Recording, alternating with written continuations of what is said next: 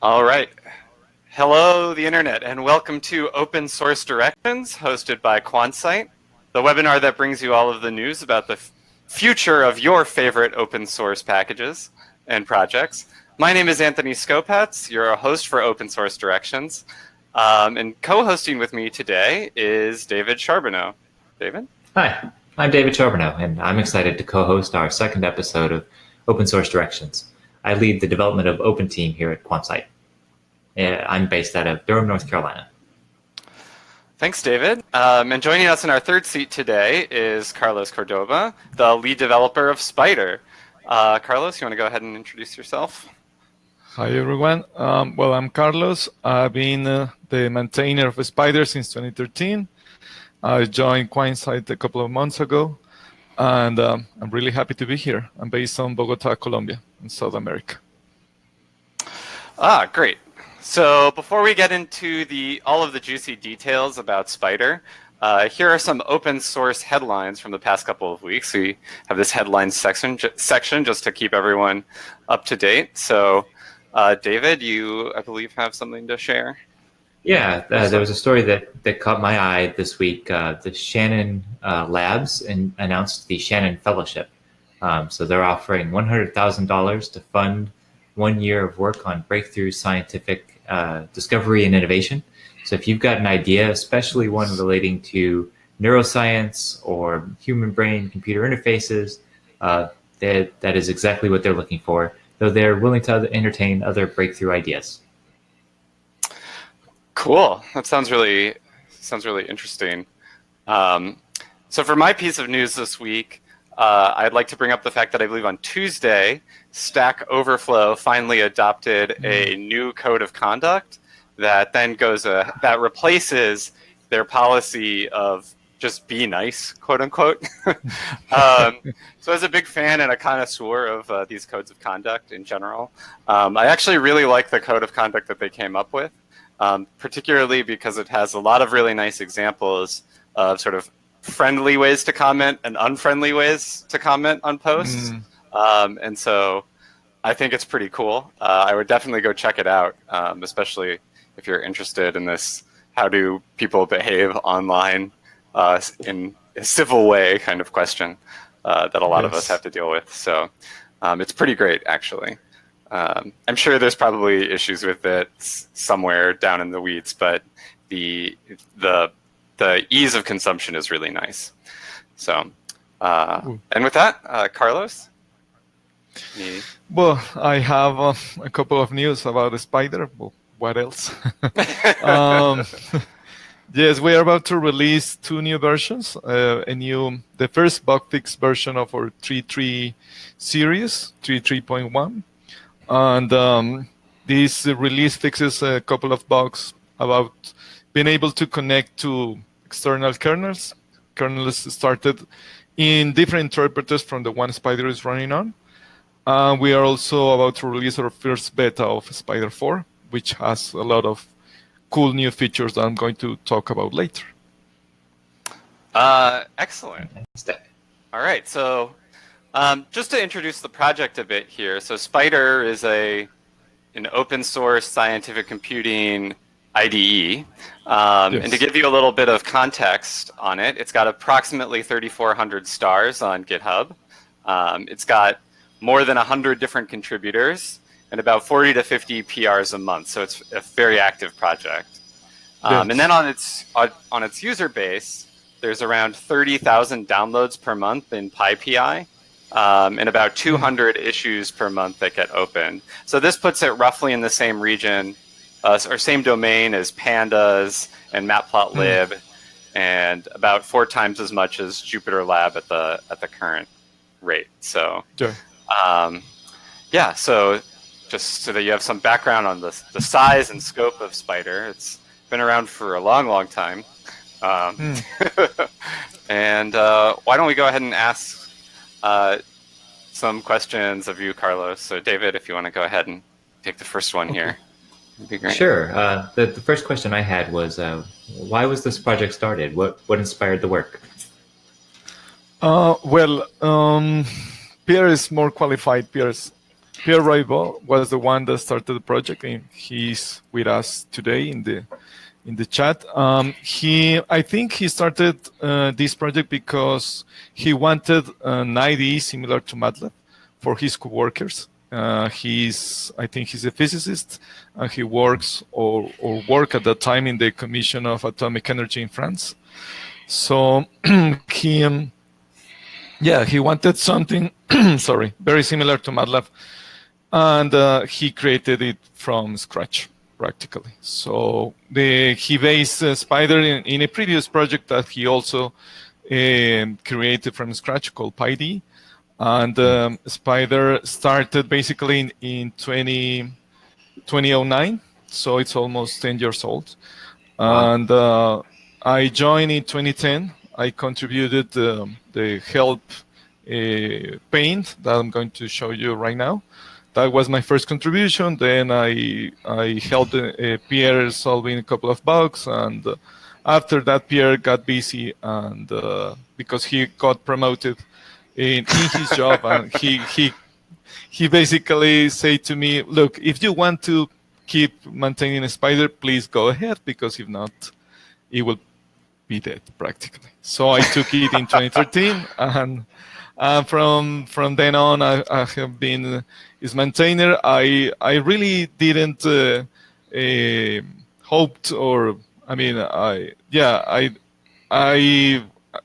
I became well known with all the intricacies of maintaining Python projects, the difference between these utils and setup tools, and a whole lot more things that with a very single contribution in 2010 I was not expecting to do, but it has been really, really nice. Yeah, it's really funny how that stuff snowballs, right? So yes.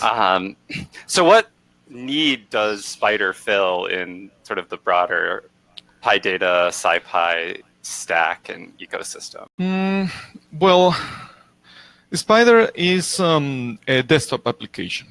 So, well, these days that's kind of rare because everything is directed to the web, like Jupyter Lab.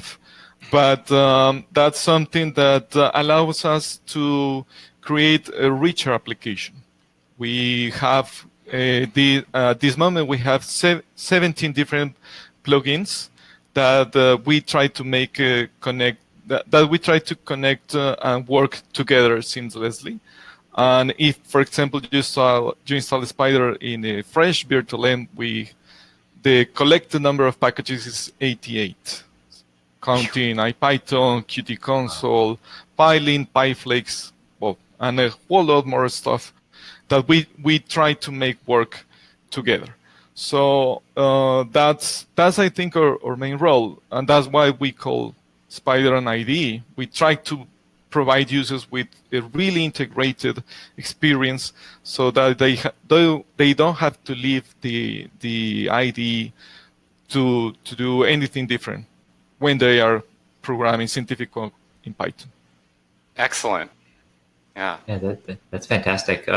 You mentioned that the project was inspired by MATLAB, and Yes. that a lot of things are focusing on the web, like Jupyter. Do you know of any other alternative projects out there? To Spyder? Yeah, there is a Pyso, which is developed by Almar Klein. Almar was working with me also in Anaconda. I think now he's a freelancer. And I think that was our main competitor back in the day, but now Almar is also focused on trying to create an IDE in the web, or developing a framework called Flex to create an IDE in the web. So I think we are mostly the only one in this category. And I think the closest project, but not based in Python, but on R, is RStudio.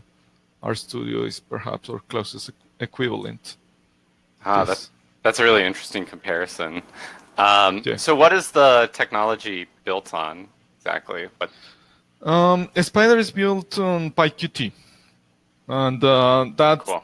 that was the main reason that dragged me to start contributing in Spyder, because I really don't like JavaScript. So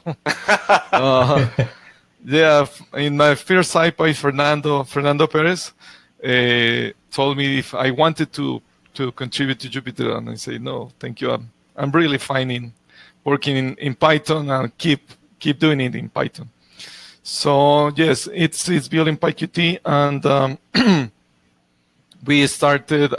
Pierre started project PyQt 4.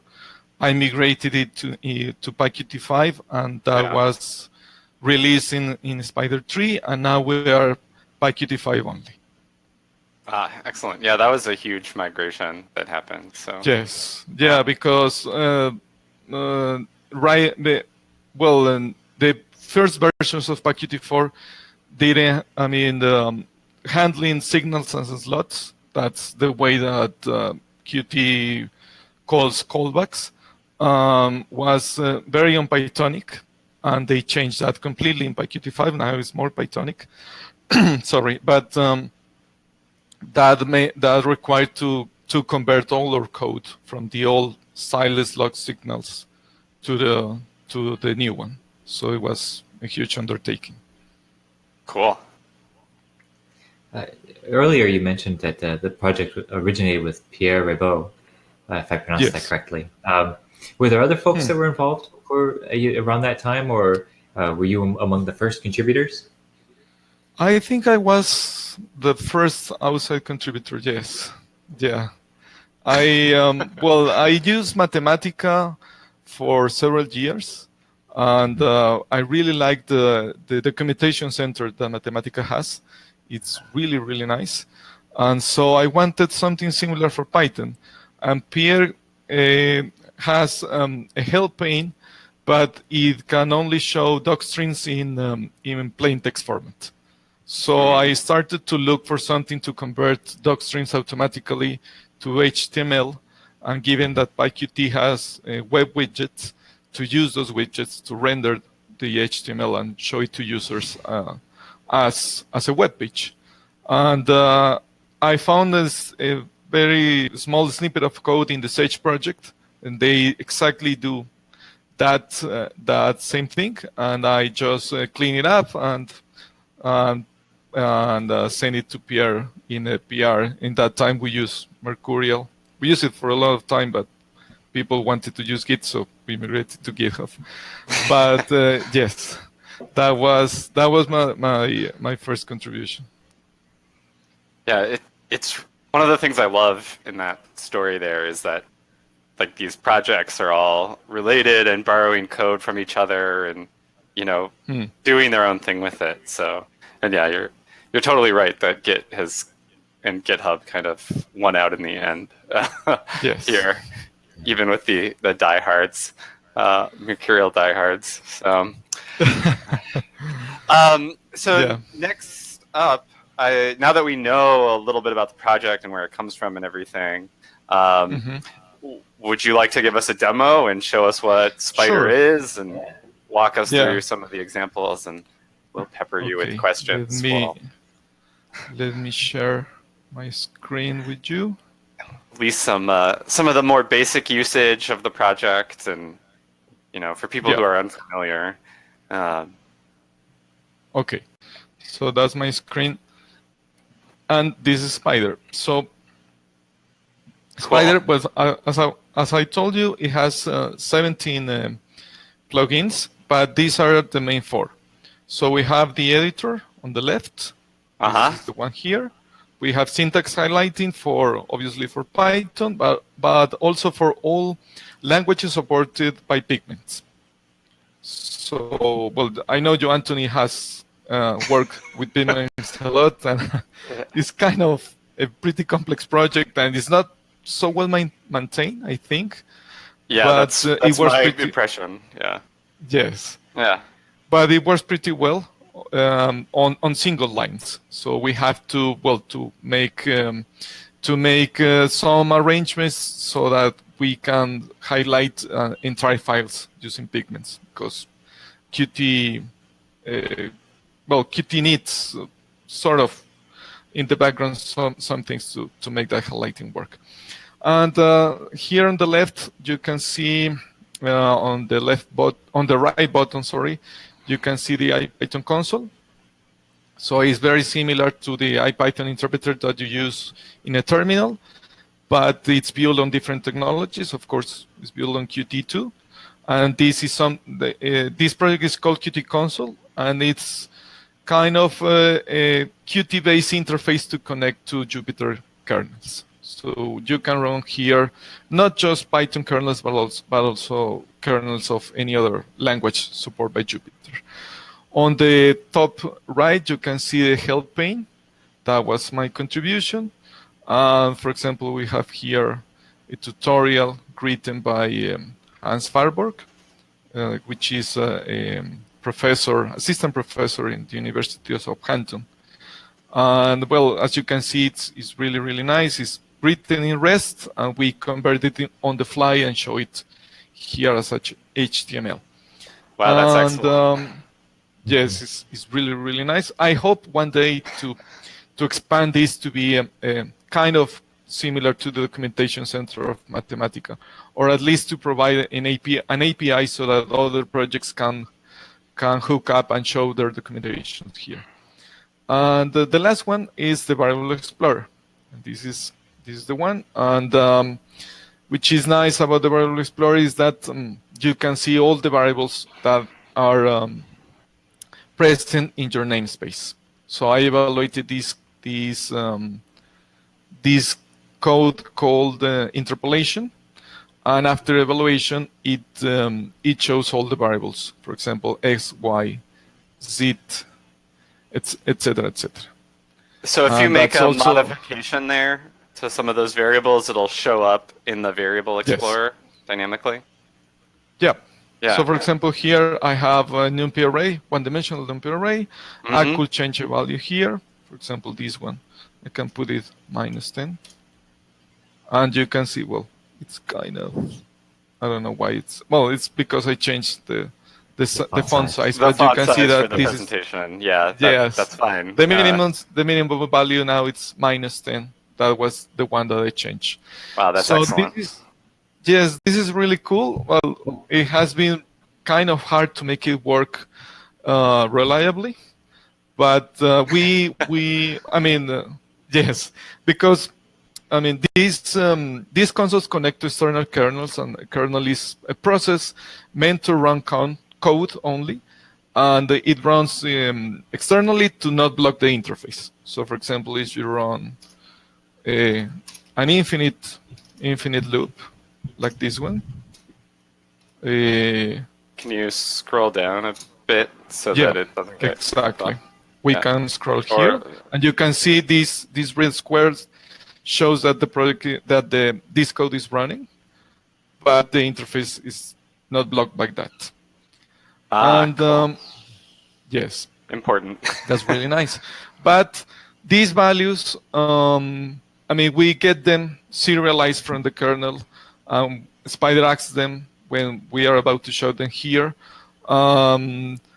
They are deserialized in the Spyder side of things, and we pass them to these viewers. For example, this is a NumPy array viewer. We have viewers also for data frames and for lists, sets, and the other iterable built-ins in Python. So is it possible to edit a variable right in the Variable Explorer? Yeah, that's what I did. For example, let's see this one, which is a simple float. I can change its value to 10, and then see that this is 10. Awesome. Yeah, and that's that works in the reverse way. We serialize that value in the Spyder and send it to the kernel. The kernel deserializes and changes in the namespace of the kernel. So that's really nice. We also have a couple of other things. Well, we have several evaluation models. The simplest one is to run the entire file, and this is what it does. It simply calls this command run file that is specific to Spyder, and you can also decide if you have to evaluate that file in a different working directory. That's one mode. You can also evaluate single lines with F9. And you can see that the cursor is moving here, for example, from this line to the next line. So you can evaluate the file by running F9 continuous. And the most interesting evaluation mode is cells. Cells are created in Spyder by using this comment of the form percentage. We borrowed that from MATLAB. MATLAB has also that feature. And that way you can evaluate cells as you will do it in the notebook. So if you press Shift-Enter, then you send this specific piece of code between these two comments to the console, and it only evaluates that region. That's really handy. I really like that. The fluidity with which you can redefine the different sections that you want independently evaluatable is, that's great. Mm-hmm. Yes. Yes. So it's really, really cool. Yeah. Just a couple of comments. So Pierre from the chat notes that the variable explorer was one of the main motivating features for creating Spyder in the first place. It seems to be a really great feature. In addition to, and Pierre wants you to double click on the X in the variable explorer. I guess I don't. The X. Yeah, I'm not seeing it. Well, that's another feature that Pierre added, and you can see that there is this background color from the minimal value to the highest value. So that's another simple way to see. I mean, to detect visually certain values in your arrays, for example. But you can, if you don't like it, you can switch it off. So does this work? Viewers, sorry. I was going to say that I think we were only showing one window, so I believe there are pop-up windows that aren't displaying due to limitations of the broadcast software. I have to share it. Yeah, sorry. Yeah. I don't know why, but let me show you that window. Yeah. That's because we're getting requests to show the data frame editor, but I don't know if that. I just had one quick question before we probably have to transition out of our demo period. Sorry, Pierre. That's the. Oh, there we go. I thought that. Wow. Yeah, that's the NumPy array viewer. That's really cool. Because I only can share one window at a time, so this is a new window, so it's a pop-up window. Thank you, David. But can it do Viridis? So no, my question is, does this work with any kernel, or how do you, if you wanted to support another language, how would that work? Right now it only works for Python. Okay. We could extend it to other kernels, but we will need a library that serialize and deserialize objects in any language. I see. I think the best one right now is called MessagePack. I don't know if you have heard about it. Yeah. It works in Julia, in R, and in several other languages. And but we will also need kind of a library to display values in the variable explorer to create a representation of the namespace. Right. To show it in the variable explorer pane. Those are the main two things.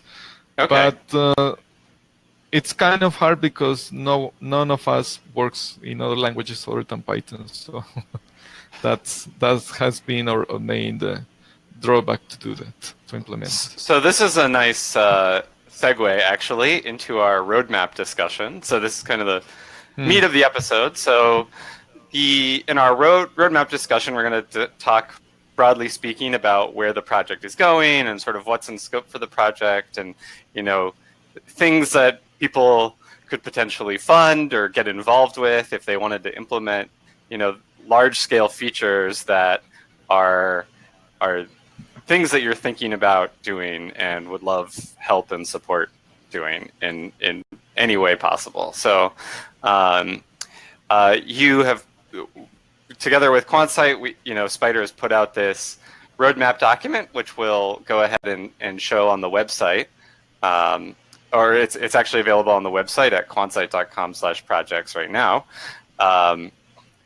But we'll dive into just kind of the most important of those items to start with. So the first item happens to be the language server protocol integration. So could you talk a bit about that, Carlos? And I think your webcam is off too, but can't see your smiling face. Oh, Carlos, are you still there? Let's see. It's always something fun. Yeah. I'm just texting him off to the side to see if we can get him back on.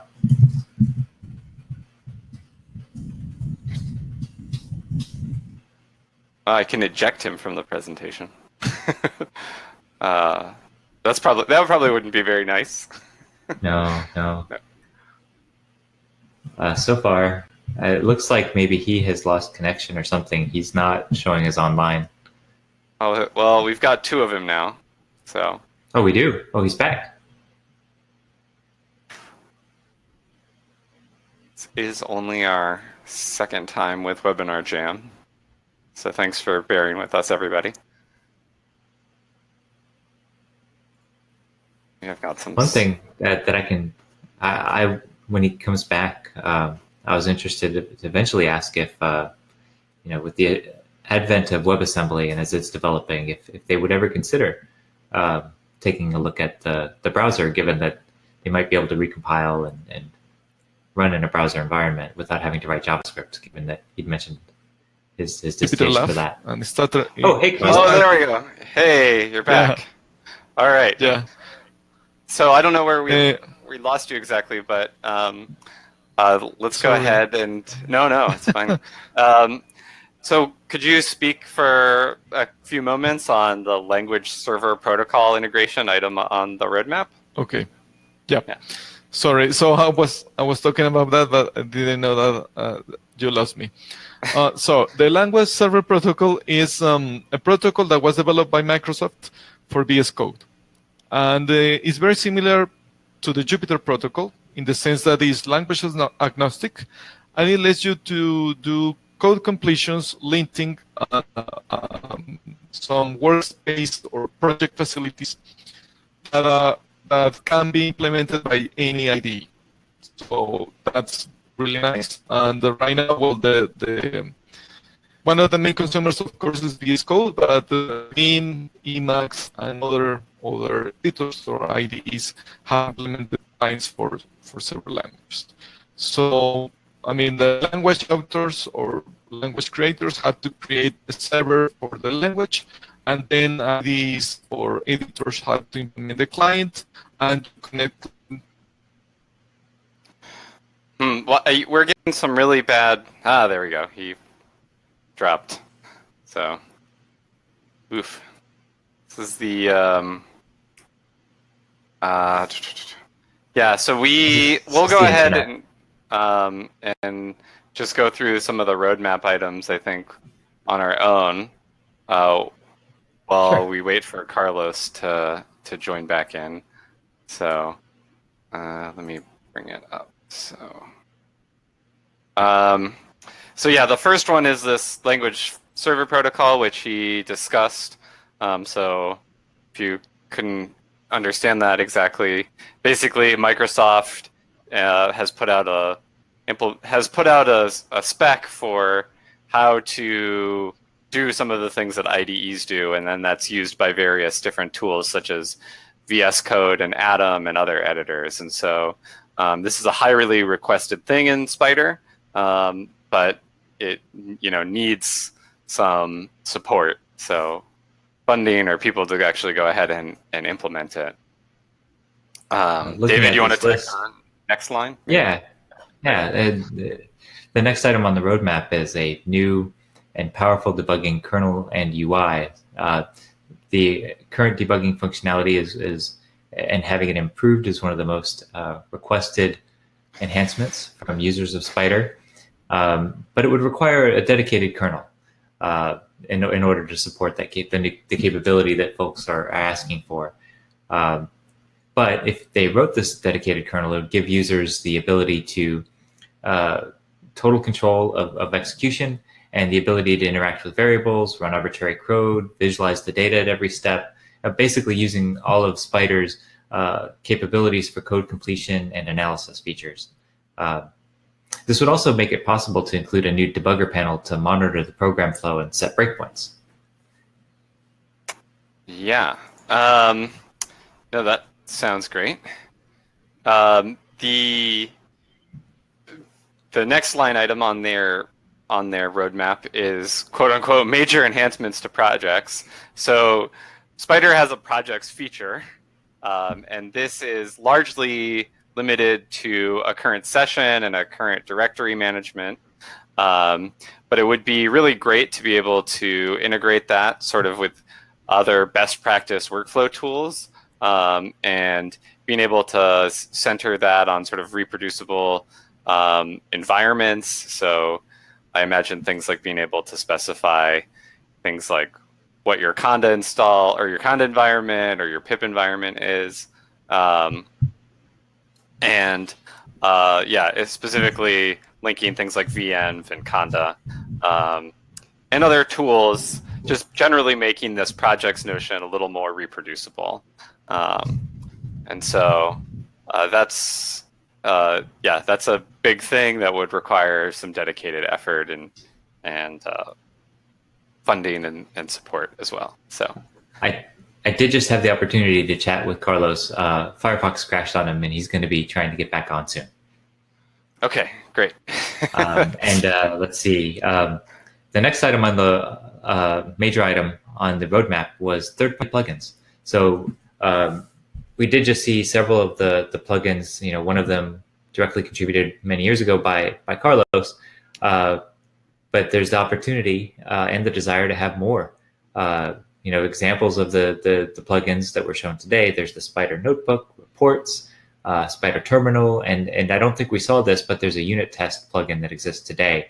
And the development of new plugins and the creation of, or the maintenance and improvement of existing plugins is on the roadmap as a priority.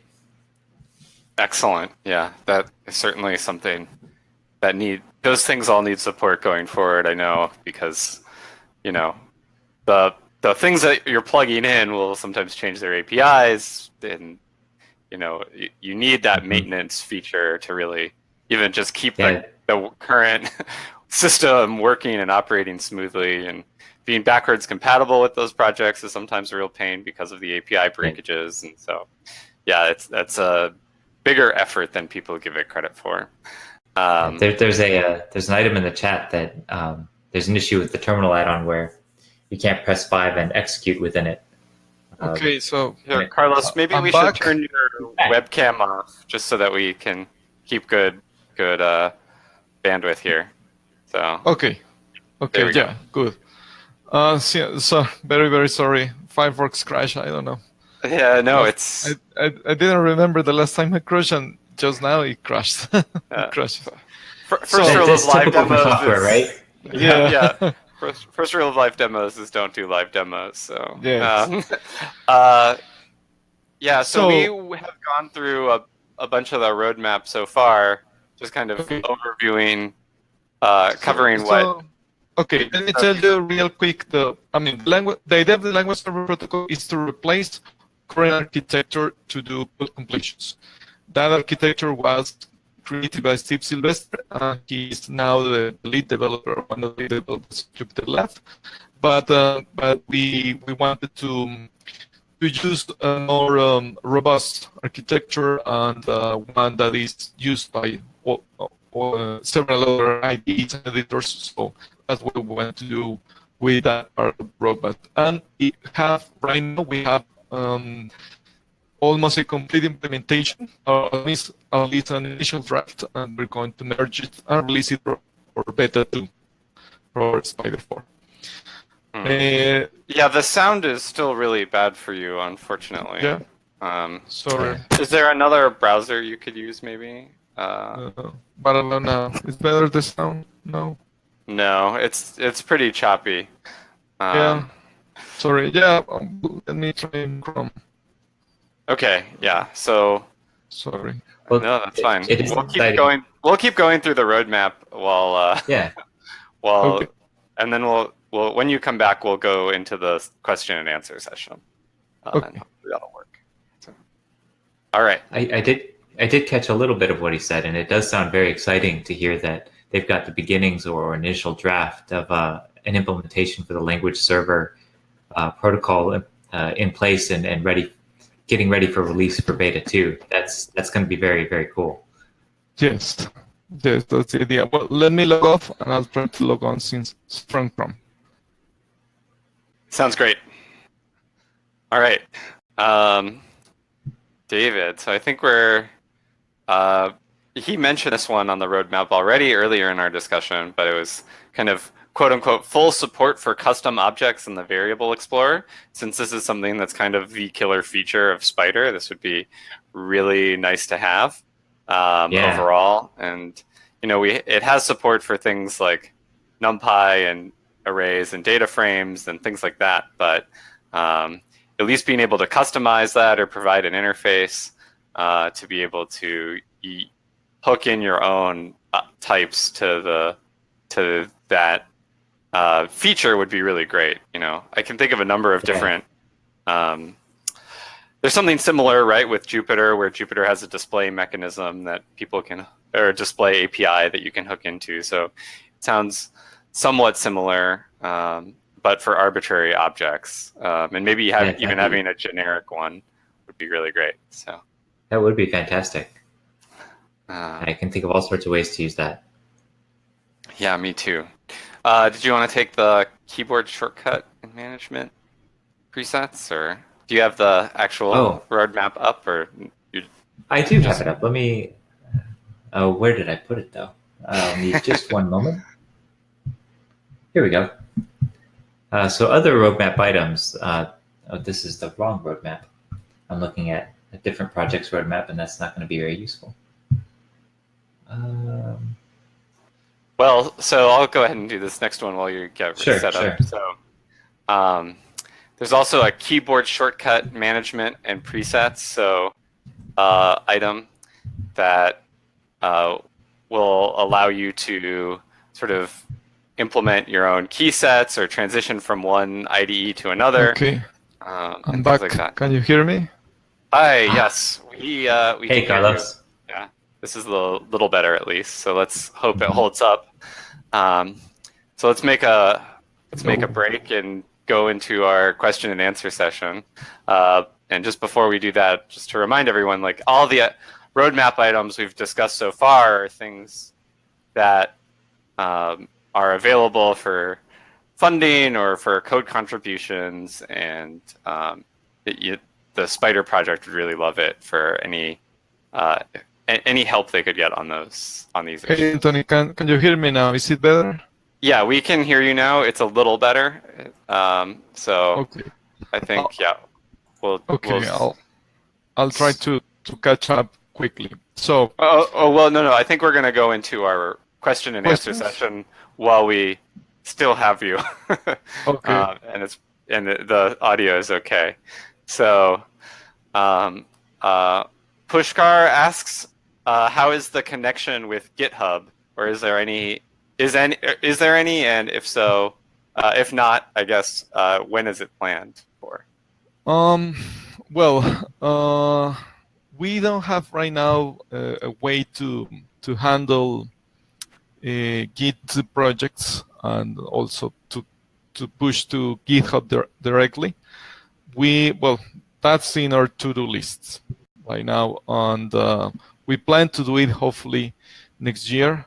And as you probably told the audience, we have other third-party plugins for the notebook and to handle reports and things like that. And we hope to do a Git plugin too, a third-party Git plugin to connect to GitHub. The thing is that there are cool projects implemented in Qt that handle some Git stuff, but unfortunately they are GPL, so we can mix it with the Spyder source code. That's why we will have to develop it externally. I see. Yeah, the license issues get in the way. Exactly. Yeah. Um, okay, so I think the Nase asks, why was the terminal window dropped?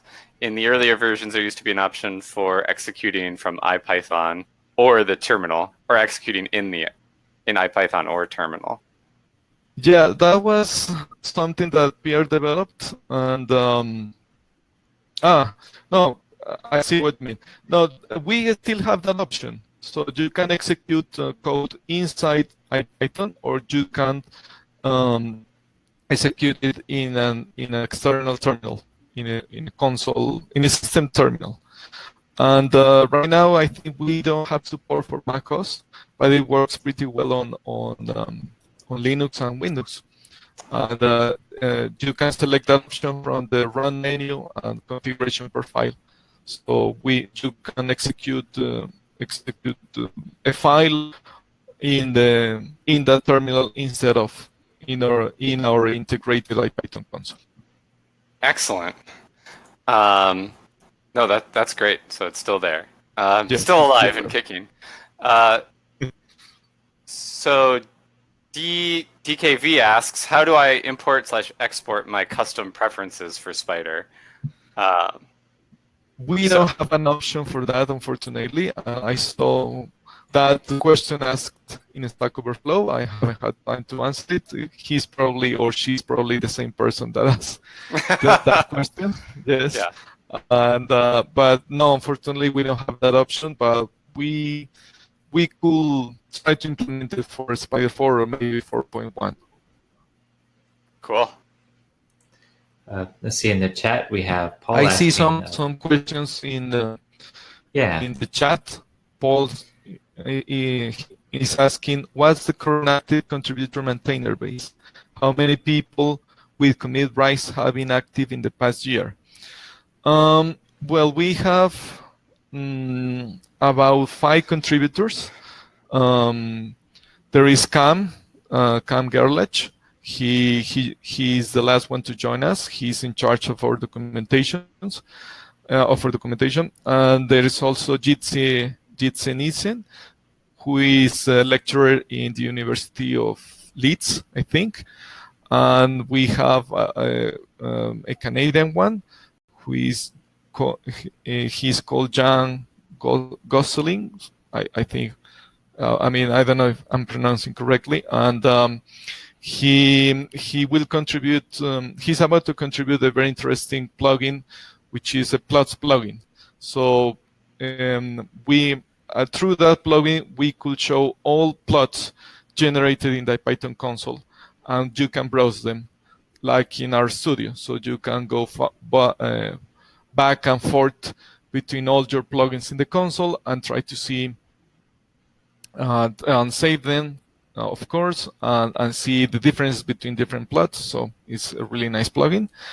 And there's also a French contributor. I don't remember his name right now. He has helped us with the data frame viewer a lot. And past contributors include Steve Sylvester, as I told you, from Jupyter Lab fame, and Sylvain Corlain from IPyWitches fame.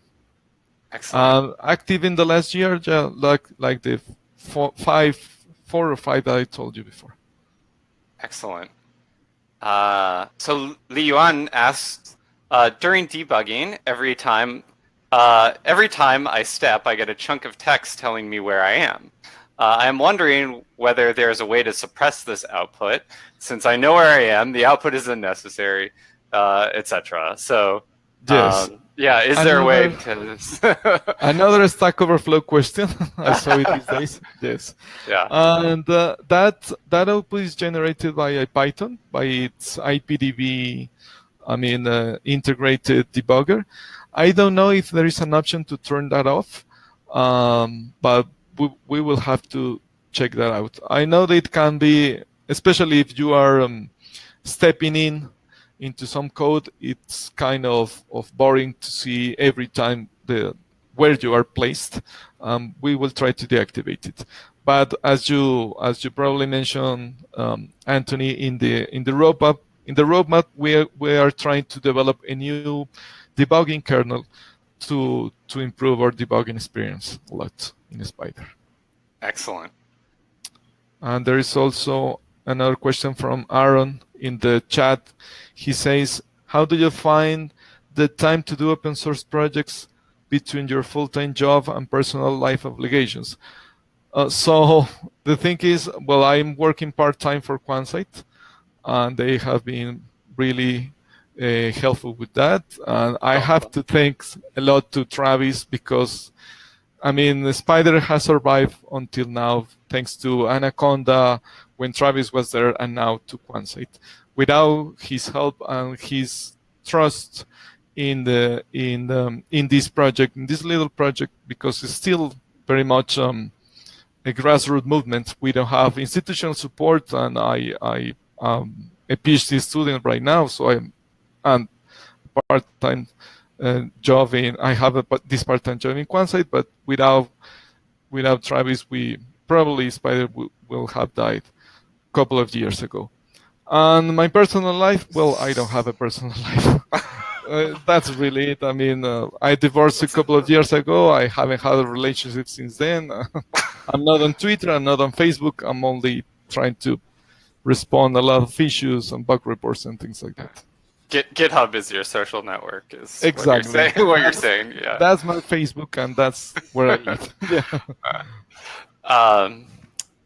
Yeah. So just to re-emphasize that point, so about Spyder and having long-term sustainable funding and having a model there. So you know, I know you're finishing up your PhD and everything right now, but yes.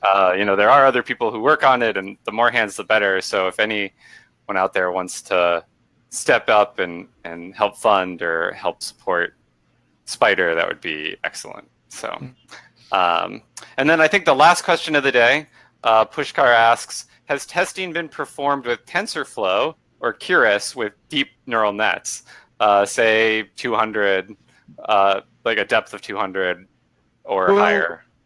No, we haven't performed testing with TensorFlow or Keras, but the thing is this: if your code works in the Jupyter notebook, it certainly should work in Spyder. So excellent. If you have enough memory to run your code in Jupyter Notebook, it should work in Spyder, because we use the same technology, we use the same kernels, the same protocols, etc., etc. We just have some additions, for example, to show variables in the Variable Explorer, but that's it. The rest is just almost the same as in the Jupyter Notebook. Excellent. Thank you. Okay, so then I think we're going to move on and enter our final rant section of our famous or infamous rant section. So, Carlos, you've got about 15 seconds. It's your soapbox. Take it where you will. So my rant is, well, we still have a lot of issues with installation problems with Qt and PythonQ, pigments, and a lot of dependencies that Spyder depends on could crash Spyder at any moment. So our main recommendation is please use Anaconda. That's our only supported method. Of course, we provide wheels, and we try to help people with other installations. But if you are not an expert in all the Spyder dependencies, please use Anaconda. Excellent. Yeah. Great advice there. David, did you have a rant this week? Yeah. It's election season is coming up in the United States, and I've seen a lot of stories about or not.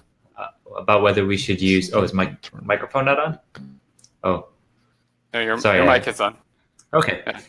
Folks suggesting we should use blockchain for voting systems, and I would say that's premature. And it doesn't sound like it's software technologists that are advocating this, but folks who don't necessarily know what they're suggesting and what the outcomes could be. I can hear. So don't use blockchain for voting, not yet at least.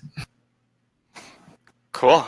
Yeah, no, it's there's a lot of interesting election issues going on right now with discussions about that.